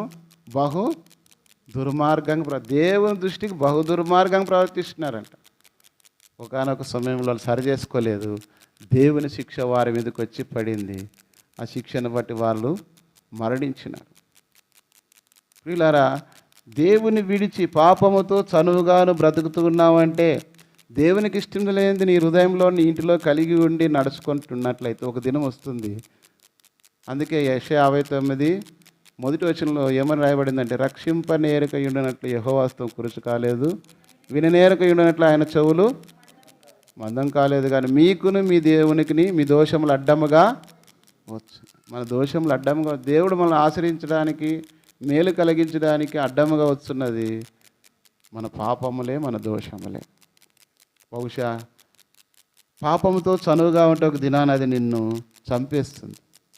పాపం వలన వచ్చే జీతము మరణం. ఆ శిక్షాదండన కింద ఉండకూడదని బహుశా దేమాలో నిర్లక్ష్యం కూడా ఉండి ఉండొచ్చు. పాపంతో ఇవన్నీ కలిగి ఉండి కూడా దేవుని పనిలో ఉన్నాడేమో. ఒకనొక సమయం వచ్చింది, పౌలును వదిలిపెట్టి వెళ్ళిపోయినాడు. నీవు కూడా ఒకవేళ దేవుని ఇంట్లో కనబడుతున్నావేమో, పాపం తీసేసుకోకుండా దేవుని ఇంట్లో కనపడుతూ ప్రభువులలో పాల్గొంటూ ప్రార్థన ఆరాధన చేస్తున్న ఒక సమయం వస్తుంది, నీకు నీవుగా నాకు మారు మనసుకు తగిన ఫలము ఫలింపని ప్రతి చెట్టు నరకబడి అగ్నిలో వేయబడతావు, శిక్షాదండనకు గురవుతావు. ఇది 5వది. 6వది చూసినప్పుడు దేవుని వాక్యాన్ని స్వీకరించకపోవడం. దేవుని వాక్యం చెప్తున్నాడు కానీ తను స్వీకరించట్లేదు. అందుకే ప్రభు పరిశీలన గురించి, శాస్త్ర పరిశీలన గురించి ఒక మాట అన్నాడు మత్తయి సువార్త, వారు చెప్పుదురే కానీ చెయ్యరు. కాబట్టి స్వీకరించే హృదయం లేదు. చాలామంది వాక్యం వింటుంటారు కానీ స్వీకరించరు. ఏదో చెప్తుంటే ఏదో వినడం, ఎక్కడో పోవడం, ఎక్కడో తిరగడము, అవన్నీ కాదు. దేవుని వాక్యాన్ని స్వీకరించాలి. అందుకే యాకోబు భక్తుడు ఒక మాట అన్నాడు, మొదటి అధ్యాయం 21వ వచనం, యాకోబు పత్రిక మొదటి అధ్యాయం 22వ వచనం, మీరు వినువారు మాత్రమై ఉండి మిమ్మల్ని మీరు మోసపుచ్చుకొనకుండా వాక్యం ప్రకారం ప్రవర్తించాలి. మనం వినేవాళ్ళు విని ఈ చెవితో వినిచిన మామూలు ఇలా చెప్తుంటారు అనుకుంటే, యూదా ఇస్కరియోతు ప్రభు చెప్తున్నాడు, మీలో ఒక నన్ను అప్పగించినట్టే నేనా అంటే మౌనంగా ఉన్నాడు. నేనా ప్రభు అంటే నీకు తెలియదా యూదా అన్నాడు. తర్వాత అన్నాడు, నేను ఒక ముక్క ముంచి ఎవరికి ఇస్తానో వాడు నన్ను అప్పగించినని ఆ ముక్క ముంచి యూదా ఇస్కరియోతుకి ఇచ్చినా కూడా యూదా హృదయం కఠినపరచబడిన వాడే, సరి చేసుకోలేదు. వాడు ఆ ముక్కు పుచ్చుకొని వెళ్ళిపోతూ, వాడు ఆ ముక్కు పుచ్చుకొని సాతాను వానలో అనేకమైన పనులు దేవుని వాక్యంలో హెచ్చరిక చేస్తున్నా కూడా మనం ఏం చేస్తూ వస్తామంటే దేవుని వాక్యాన్ని స్వీకరించం. అది నీకే నష్టం. వర్షం పడినప్పుడు భూమి ఆ వర్ష చినుకులు పీల్చుకుంటే పంట వస్తుంది. కానీ ఆ వర్షం చినుకలు పీల్చుకోలేదు. ఏదంటే రాతి నేల. ఏమంటే బండరాయి మీద నీళ్ళు పడితే ఎన్ని పడినా, నెల సంవత్సరం పడినా రాయిలో నీళ్లు. కాబట్టి సాధు సుందర్ సింగ్ ఒక ఉపమానం చెప్పినాడు. ఒక నదిలో నీళ్లను ఎట్లున్నారు విశ్వాసాలు అనే దానికి ఒక ఉపమానం చెప్తూ, ఒక నదిలో నీళ్లు పారుతున్నటువంటి నదిలో రాళ్ళ తీసుకొని పగలగొట్టినాడంట. అందులో ఏం లేవు, నీళ్ళు. విశ్వాసులు ఎట్లయినారంట, నీళ్లు పారుతూనే ఉన్నాయి కానీ వాళ్ళ హృదయాల్లో దేవుని వాక్యం చోటు లేదు. అందుకే కొలస్సీ 3:16 క్రీస్తు వాక్యం మీలో సమృద్ధిగా నివసాల. ఎట్లా నివసింపాలంటే దేవుని వాక్యం భయభక్తులతో చదవాలి. వినిందంతా రాసుకుందంటే మళ్ళీ ఇంట్లో ఒకసారి స్మరణ చేసుకోవాలి. ప్రార్థనలో దేవుని వాక్యాన్ని ఎత్తుపట్టుకొని ప్రార్థన చేయాలి. ఇవన్నీ దేవుని ఇంట్లో ఎప్పుడైతే మనం అన్నిటికి వస్తుంటామో, బయలుపట్టణము, ప్రార్థన మీటింగు, తర్వాత ఇట్లా మిగతా కూడికలు అన్నింటిలో వస్తున్నప్పుడు దేవుని వాక్యం మనం ఎంత శ్రద్ధగా వింటూ వస్తామో అంత దేవుని వాక్యం మనలోనికి వెళ్తుంది, అంత చెడుగు మనలో నుండి బయటికి పోతుంది. రోజుకో మాత్రలు వేసుకోమని చెప్తాడు ఉదయం సాయంత్రం డాక్టరు. టైఫాయిడ్ వచ్చిన దానికి 21 రోజు మాత్రలు వేసుకోవాలి. రోజు ఉదయం సాయంత్రం వేసుకోమంటాడు. వేసుకునే కొద్దీ ట్యాబ్లెట్ లోనికి పోయే కొద్దీ ఏమవుతుంది, టైఫాయిడ్కి సంబంధించిన వ్యాధి లక్షణాలు మనలో నుండి బయటికి వెళ్ళిపోతాయి. దేవుని వాక్యం మనం ఎంత ఇంటూ వస్తామో, ఎంతగా దేవుని వాక్యం చదువుతూ ధ్యానిస్తూ వస్తాం, మనలో ఉన్న చెడుగు. అందుకే కీర్తనలు 99:6 అనుకుంటాను, 8లో, నీ ముఖకాంతిలో మా రహస్య పాపములు కనబడుచున్నాయి. దేవుని వాక్యం దగ్గర మనం వెళ్తే అద్దం వల్లే మనం పొద్దున్న లేస్తేనే అద్దం ఎన్నిసార్లు చూస్తారో లెక్కేలేదు కొంతమంది. నేనైతే దినానికి ఒక 3 సార్లు 4 సార్లు చూస్తాను. పొద్దున్న మొహం కడుక్కున్నప్పుడు ఒకసారి, మధ్యాహ్నం ఒకసారి, సాయంత్రం ఒకసారి. ఇంక రాత్రి చూడలే, ఇంకేం చూసేది ఏముంది అని. మరి మిగతా వాళ్ళు ఎన్నిసార్లు చూస్తారో తెలియదు. కానీ దేవుని వాక్యంను కూడా మనం ఏం చేయాలంటే సమయం దొరికిన కొలది దేవుని వాక్యం ధ్యానించాలి, గ్రహించాలి. కాబట్టి దేవుని వాక్యాన్ని చాలామంది గ్రహించరు, దానివల్ల నష్టం ఉంది. చదవండి ఒక మాట, హెబ్రీ పత్రిక 4:2, 4వ అధ్యాయం 2వ వచనం.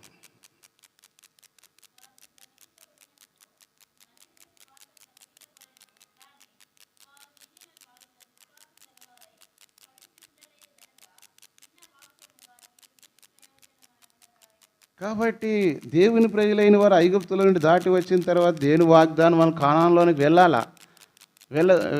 అయితే వారు దేవుని మాట యందు విశ్వాసం ఉంచలేదు కనుక ఏమైపోయిందంటే వారు వినిన వారితో విశ్వాసం గలవారే కలిసి ఉండలేదు.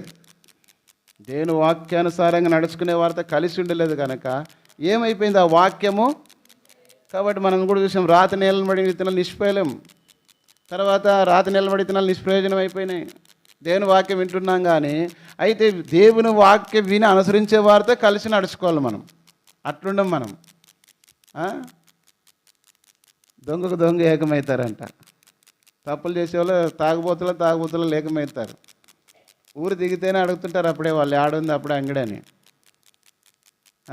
ఎట్లా కనుక్కుంటారు అప్పుడే ఇట్లా తిరిగి ఇట్లా వచ్చే వాళ్ళు అప్పుడే మింగేసి వచ్చింటారు వాళ్ళు. ఊడు వచ్చినాడు ఒకసారి దేపుతుల దొడ్లో పడిపోయినాడు ఊరిగెట్లు. అప్పుడు వాళ్ళ భార్య పిల్లలు పట్టుకొని వచ్చింది, గుండు కొట్టించుకున్నాడు, పాపం అంతా బొట్టు పెట్టుకున్నాడు, కానీ వచ్చి ఇటు పడిపోయినాడు. ఆమె ఎత్తుక్కుంటా తెలిసిపోయింది, ఆయన రోజు చూసిన సంసారమే కదా. పోయింటాడు, ఇటు దావ పట్టుకొని వచ్చింది, 3 పిల్లలు ఉన్నారు, వాడికి వరిగెట్లో పడిపోయినాడు. ఏమంటే తాగి పడిపోయినాడు. ఇప్పుడు ఆమె వాన పట్టుకొని పిల్లలను పట్టుకొని మళ్ళీ ఊరికి పోవాలా, డబ్బులు ఉన్నాయో లేదో పంపాలి. ఇట్లా ఏమైపోతుందంటే, ఎందుకు చెప్తున్నా అంటే నిష్ప్రయోజనం. మనం కూడా దేవుని వాక్యం విని దాని ప్రకారం నడుచుకోకపోతే మనం కూడా నిష్ప్రయోజకులు అయిపోతాం. దేమా ఈ లోకంలో స్నేహించి వెళ్ళిపోయినట్టుగా మనం కూడా నిష్ప్రయోజకులు అయిపోతాం. దేవుని వెంబడించినట్లు, పౌల్ని వెంబడించినట్లుగా లేదు. ఇది దేవుని వాక్యము నిష్ప్రయోజనం కాకూడదు. ఇది 6వది. కాబట్టి దేవుని వాక్యాన్ని స్వీకరించకపోవడం. దేమా పౌలుతోనే ఉన్నాడు కానీ దేవుని వాక్యాన్ని స్వీకరించి నడుచుకోలేకపోయినాడేమో, తొలగిపోయినాడు. చివరి చూస్తూ వచ్చినప్పుడు క్రీస్తుని గురించినటువంటి అవగాహన, దేవుని వాక్యంలో ఉన్నటువంటి క్రీస్తుని గురించినటువంటి అవగాహన తనలో సరైన విధానంలో లేదు. అందుకే వారు మన సంబంధాలు కాదు. అదే మనం 1 యోహాను 2:19 ప్రకారం చదవండి మరొకసారి ఆ మాట. 1 యోహాను 2:19. వారు మనలో నుండి బయలు వెళ్ళిరు కానీ మన సంబంధులు కారు. వారు మన సంబంధాలు అయితే మనతో కూడా నిలిచి ఉంటారు. మన సంబంధాలు కారు, లోక సంబంధాలు. వాళ్ళు దేవుని పిల్లలతో కలిసి ఉంటారు. సహవాసం ఎలాంటి వాళ్ళ సహవాసం అలాంటి వాళ్ళతో ఉంటుందంట. కాబట్టి ఇక్కడ అందుకే దీన్ని బట్టి అపోస్తలుడైనటువంటి పౌలు కొరింథీయులు రాసినటువంటి 10 అధ్యాయం, మొదటి పత్రిక 10 అధ్యాయంలో చదవండి, 11-12 వచనాలు. ఈ సంగతులు దృష్టాంతములుగా వారికి సంభవించి యుగాంతమందున్న మనకు బుద్ధి కలుగొటకై రాయబడెను. తాను నిలుచున్నానని తలంచుకొని వాడు పడకుండానట్లుగా జాగ్రత్తగా. కాబట్టి ఈ సంగతులన్నీ మనకి దేవుని వాక్యాలు ఎందుకు రాయబడుతూ వచ్చినాయి? పై సంగతుల్లో అనేకులు దేవునికి ఇష్టలుగా ఉండకపోయిరు గనుక అరణ్యములో సంహరింపబడిరి. వారు ఆశించిన ప్రకారం మనమును చెడ్డవారిని ఆశించుకున్నట్లు ఈ సంగతులు మనకు దృష్టాంతములుగా. కాబట్టి వాళ్ళకి ఏవైతే జరిగిందో అన్ని లక్షల మంది బయలుదేరినారు. కానాన్లో ఎంతమంది పోయినారు? 2 పోయినారు. ఈరోజు యేసుప్రభు దేవుడు వచ్చినాడానికి ఎంతమంది ఎత్తి పెడతారని చెయ్యి ఎత్తమంటే 100కి అందరిలో ఎత్తచ్చు. కానీ దేవుడు వచ్చినప్పుడు దేవుని వాక్యం, హృదయ శుద్ధి గల వారు ధన్యులు వారు దేవుని. ఒకళ్ళ హృదయం శుద్ధిగా ఉందా లేదా? హృదయం శుద్ధిగా లేకపోతే ప్రభువులలో పాలు పొందని నిష్ప్రయోజనమే. యూదాయిస్కరియోతు పాలు పొందినాడు, అంత మాత్రం చేత ఆయన శిక్ష నుండి తప్పించుకోలేకపోయినాడు. అదే పేతురు తన తప్పు తెలుసుకున్న పశ్చాత్తాపడ్డాడు, తిరిగి శిష్యుడిగా సమకూర్చబడ్డాడు. కాబట్టి ఈ ఉదయకాల సమయంలో ప్రభు నీతో మాట్లాడేది దేవుని వాక్యం గురించి అవగాహన. ఉదాహరణకి ఓర్పా గురించి మనకు తెలుసు. నాయోమి ఎక్కడ వెళ్ళింది? మోయాబు దేశానికి వెళ్ళింది. అక్కడ వెళ్ళి తన కుమారులకు 2 కోడళ్ళను తీసుకొని వచ్చింది. ఒక పెద్ద ఆమె పేరు ఓర్పా, చిన్న ఆమె పేరు రూతు. సరే, ఆ ఇంట్లో ఉన్నప్పుడు ఒకవేళ వాళ్ళకి తెలిసినటువంటి దేవుని వాక్యములు ధర్మశాస్త్రం బోధించిందేమో తెలీదు. అయితే ఒకానొక సమయం వచ్చింది, వాళ్ళ భర్తలు చనిపోగానే ఇంట్లో బయలుదేరగానే మేము మన దేశానికి పోదామని చెప్పేసి అంటే, సర్లే యవనస్తులను ఎందుకు వెనక్కి తీసుకొని వాళ్ళమ్మ మీరు ఇంట్లోకి పోవాలంటే ఏమైపోయింది? ఆమె ఓర్పా ముద్దు పెట్టుకొని ఇదే ఛాన్స్ అమ్మ అయితే చాలా మంచిదని ముద్దు పెట్టుకొని వెళ్ళిపోయింది. కారణం ఏమంటే దేవుని వాక్యం గురించి అవగాహన లేనప్పుడు ఓర్పతో అంతే. పేరుకి ఆమె ఓర్ప ఉంది కానీ ఆమెలో ఓర్పే లేదు. కొంతమంది పేరు బాగుంటుంది, దానికి తగిన జీవితము బ్రతుకుండదు. కాబట్టి ఇక్కడ కూడా మనం దేవుని క్రీస్తుని వాక్యం గురించి అవగాహన లేనప్పుడు ఎన్ని సంవత్సరాలు వచ్చినా నిష్ప్రయోజనమే. దేవుని వాక్యం దినదినం చదువుతున్నప్పుడు, ధ్యానించినప్పుడు నేర్చుకోవాలి. ఇంతగా దేవుని వాక్యం బోధించేది ఎంత ప్రయాసపడింది అంటే, మీకైతే సులభంగా ఉండేది, ఏదో వస్తారు రాకపోతే లేదు. కానీ మేము ఎంత ప్రయాసపడి ఆదివారంకి ఎవరు పరిచయం చేయాలా, ఎవరు పిలిపియాలా, ఎవరికి అనుకూలమవుతుంది, ఎవరికి కాదు. గత దినాల్లో సౌరుడు చెప్పినాడు, ఎంత ప్రయాసపడ్డామంటే మాటికి మధ్యలో మీటింగ్లు మేమే, తర్వాత వేరే బాగుండదని చెప్పేసి ఏ దేశంలో మరి ప్రవక్త ఘనత నొందుడని ఉంది. కాబట్టి సాధ్యమైనంత వరకు ఇతరులకు అవకాశం ఇవ్వడానికి ప్రయత్నం చేస్తాం. దానికి వీలు కాని పరిస్థితులు, అతనికి బేస్తవారమే వాళ్ళ అమ్మకి డయాలసిస్, కాబట్టి దానికి సంబంధించిన ట్రీట్మెంట్, మెడిసిన్స్ అవన్నీ ఈయనకే తెలుసు. మీతో వాళ్ళ తమ్మునికి కానీ మిగతా వాళ్ళకి తెలియదు. ఎవరు భారం వాళ్ళకు ఉంటుంది కదా. మరి అప్పుడప్పుడు ప్రసాద్ అన్న కూడా సహాయపడుతున్నాడు బైబిల్ స్టడీ గురించి. ఆదివారం వేళ ఎవరెవరు పిలిపిస్తాం, ఆ రోజు చూసుకుంటారు, పంపిస్తాం. కాబట్టి ప్రియులారా, ఎందుకు కారణం ఏమంటే దేవుని వాక్యం మీ హృదయాలలో ఎంత నింపితే అంతగా వాళ్ళ ఆత్మీయ జీవితంలో క్షేమం కలుగుతుందని. ఎంత పైరుకి వరిమడికి నీళ్ళు ఎంత గడితే అంత పంట బాగుంటుంది, ఎంత బాగా వర్షాలు వస్తే అంత పంట బాగా వస్తుంది కదా. మళ్ళీ మనం కూడా ఎంత వాక్యం ప్రజలలోకి అంతగా నింపితే, చెప్పాను కదా, చెడుగు ఇప్పుడు మురిక్కాలు నిండుకొని రోజు బాగా కొట్లాడుతుంటారు. మా ఇంటికాని నిలబడింది, అది నిలబడి పెద్ద వాన వచ్చింది, దానికి ఏమైపోతుంది, కాలువలన్నీ క్లీన్ అయితే ఎవరు కొట్లాడరు. అట్లా దేవుని వాక్యము మన మధ్యలోనికి వచ్చిన సమృద్ధిగా దేవుని వాక్యం ఇచ్చినప్పుడు వాళ్ళలో చెడుతనం ఎవరు తీసేయాల్సిన పనిలే. దేవుని వాక్యం నేను శుద్ధి చేస్తుంది అనేటువంటి ఉద్దేశంతో దేవుని కుటుంబంలో, దేవుని ఎరిగిన కుటుంబంలో ఉండవచ్చు, మందిరానికి వస్తూ ఉండొచ్చు, అన్నీ చేస్తూ ఉండొచ్చు, భక్తిగా కనపడవచ్చు. అయితే దిగజారే లక్షణాలు, దేమా ఈ లోకం స్నేహించి వెళ్ళిపోయినట్టుగా బహుశా నీలో మొదటి మెట్టు ఏమంటే లోకం పట్ల ప్రేమ కలిగి ఉంటే దేవుని వదిలిపెట్టి లోకం వైపు వెళ్ళిపోతాం. రెండవది శ్రమలు, నిందలు, అవమానాలు కలిగినప్పుడు కూడా దేవుని వదిలిపెట్టి వెళ్ళిపోతాం. మూడవది అబద్ధ బోధలు, వాక్యమును గురించి అవగాహన లేకుండా ఏది పడితే అది నమ్మడం, ఏది పడితే అది వినడం కాదు. కానీ మరి అబద్ధ బోధల వల్ల విని కూడా జారిపోవచ్చు. ఇదేం బాగుంది, అక్కడ పోదాము అంటే అది వాళ్ళు చెప్పింది కరెక్ట్, వీళ్ళు చెప్పింది కరెక్ట్ అని కాదు. వాక్యం చదువుతుంటే ఏది వింటున్నాం దాన్ని నమ్మాల, అంతవరకే. వాక్యము బైబిల్లో ఉన్నదాన్ని నమ్మాల. మనకు అది వాక్యం ఏదైతే ఉందో అదే చెప్పాలా. లేనిపోయిందంతా మనము తెలియని దాని గురించి మనం మాట్లాడకూడదు. ఆండ్రూ సంగల్ చెప్పాడు, దేవుని వాక్యము సముద్రం లాంటిది, మనకు చుక్క తలలో ఉంటే చాలు, దాన్ని ఎంతో గొప్పగా చెప్పుకుంటామనేవాడు. కాబట్టి దేవుని వాక్యం మనం ఎట్లా పడితే అట్లుగా, ఏది పడితే అదిగా మనము అనుకోకూడదు, గుర్తుంచుకోండి. తర్వాత దేవుని సన్నిధిని విడిచిపెట్టుట, దిగజారిపోయేతనం ఒకటి, దేవుని సన్నిధికి వాళ్ళు రాను రాను దూరం అయిపోతారు. మూడవది పాపముతో చనువుగా ఉండుట, అంటే ఇది తప్పు లేదులే అన్నట్టుగా పాప సంబంధమైన, లోక సంబంధమైన వాటిని కలిసి జీవించుట. ఇది చేసి తప్పులేదులే, అది చేసి తప్పులేదు, ఇట్లుంటే తప్పులేదు, అది మాట్లాడి తప్పులేదులే అనుకుంటా చిన్నగా నీ జీవితంలో సులువుగా చిక్కులు పెట్టి పాపం నీలో ఉన్నట్లయితే దేవునికి దూరం అయిపోతావు. ఆ రోజు చూసినట్లయితే దేవుని వాక్యమును స్వీకరించకపోవడం, దేవుని వాక్యం విన్నప్పుడు ఇది ప్రభు నా కొరకే అనుగ్రహించాడు కాబట్టి ప్రభు నన్ను ఈ రీతిగా ఉండనట్లు సహాయం దయచేయి, నేను లేని ప్రభా, ఇది చేయలేకపోతున్నాను ప్రభా, నాలో ఇది ఉంది ప్రభా, నీకు ఆయాస్కాన్ని తీసేసుకుంటానని స్వీకరించాలి. సాత్వికముతో లోబడాల.